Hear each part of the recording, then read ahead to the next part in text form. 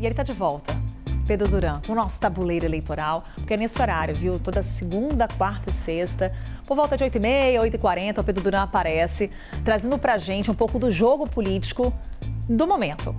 Hoje o Pedro vai trazer pra gente um recorte sobre aquelas cidades, capitais, que enfrentaram tragédias em 2024 e o quanto que essas tragédias, elas entram nesse debate eleitoral. Pedro, qual é o cenário que você traz pra gente, por exemplo, em Porto Alegre, que a gente acompanhou aquelas enchentes históricas? Pois é, a gente pode começar relembrando as imagens dessa enchente de Porto Alegre, porque a gente sabe que por lá a situação foi bem complicada, né, Carol? Foi uma das cidades mais afetadas. Porto Alegre foi a cidade que mais recebeu abrigos de pessoas justamente podendo se proteger dessa chuva, sob o governo do atual prefeito Sebastião Melo, que é do MDB, que inclusive tomou a frente da comunicação da prefeitura e fez várias entrevistas coletivas com representantes do Departamento de Águas, da equipe de saúde, da equipe de meio ambiente, para poder prestar satisfações às pessoas e dar informações importantes.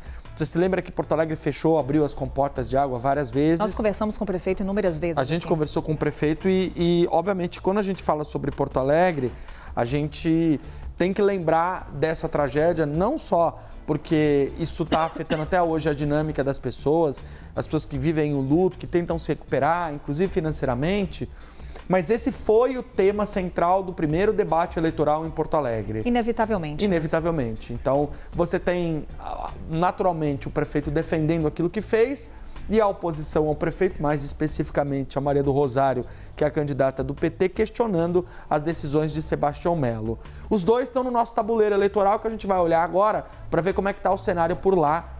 Porto Alegre, depois das enchentes, a gente tem a Maria do Rosário praticamente com 1/3 do eleitorado, Sebastião Melo com praticamente 1/3 do eleitorado. A Maria do Rosário ainda 2 pontos percentuais à frente do Sebastião Melo, que é do MDB. Aqui um segundo turno mais bem desenhado, mas já estabelecido, possivelmente vai ser isso. Importante dizer, Sebastião Melo estava melhor nas pesquisas antes de toda a tragédia, de tudo que aconteceu. Ele foi duramente criticado por atitudes que teve na condução da prefeitura, muito embora também tenha recebido muitos apoios, inclusive tenha feito diálogos com o governo de Eduardo Leite, governo estadual, para poder enfrentar a tragédia.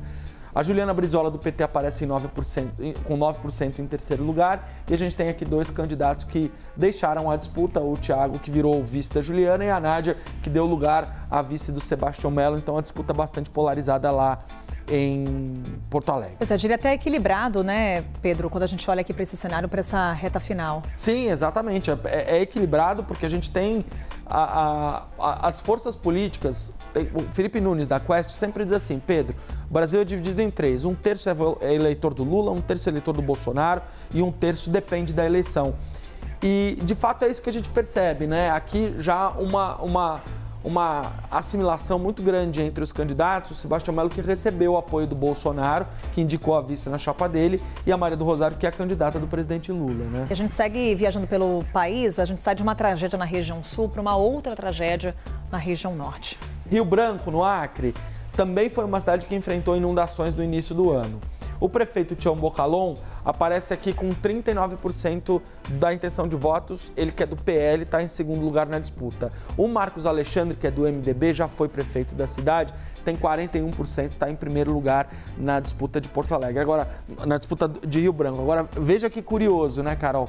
Nas duas cidades, nas duas capitais que sofreram inundações, a gente tem um cenário muito semelhante. O adversário, o opositor, o desafiante, com poucos 2 pontos na frente, e o atual prefeito com 2 pontos percentuais atrás. E, obviamente, a ação dos mandantes, dos gestores durante as chuvas, durante as inundações, acaba virando tema da disputa. No caso de Rio Branco, tem um agravante, que é o fato de você ter tido o governador Gladson Camelli aliado ao prefeito Tião Bocalon.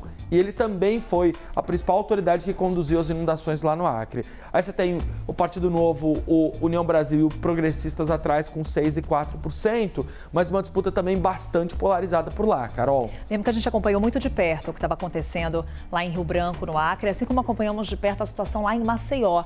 Isso. No cenário político, como é que temos as peças do até mandei para o Leandro, não sei se a gente consegue colocar as imagens de Maceió, no espelhamento, enquanto eu vou falando aqui do cenário político por lá, porque em Maceió você teve a mina da Braskem, que é um problema antigo da cidade, mas que acabou se agravando no final do ano passado, atravessando o início de 2024, e aí você sabe que isso virou uma CPI no Congresso Nacional, virou um grande debate, e obviamente você tem um lado do prefeito da capital do estado, que é o JHC, que é do PL, e você tem também o governador do estado em situações opostas ali de debate, de disputa, enfim, e consequentemente essa polarização. No caso de Maceió, a gente vê que o prefeito tem muita vantagem. O JHC, que aliás é do PL, migrou para o partido do ex-presidente Jair Bolsonaro para disputar estas eleições, 65% dos votos, tá? Muito na frente, ele que também tomou a frente dessas discussões sobre o que seria daqueles bairros, os 5 bairros que foram isolados lá em Maceió depois dos problemas do afundamento da mina de sal, né? Aí você tem o Rui do PSD com 10%, também tentando voltar à prefeitura, o Rafael do MDB com 8%, o Lelo do União e o Lobão do Solidariedade, os dois com 2%. Esse cenário é muito semelhante, por exemplo, ao cenário de Recife, onde você tem o prefeito João Campos no patamar de 70%. É muito semelhante a outras capitais que você tem o prefeito bastante na frente, como Salvador, que você tem Bruno Reis também com uma boa vantagem sobre o Geraldo Júnior, que é o segundo colocado, e aqui a gente percebe que, ainda que fosse o escrutínio da população sobre o que aconteceu na tragédia e também referendando a ação do prefeito, a situação dele é de vantagem.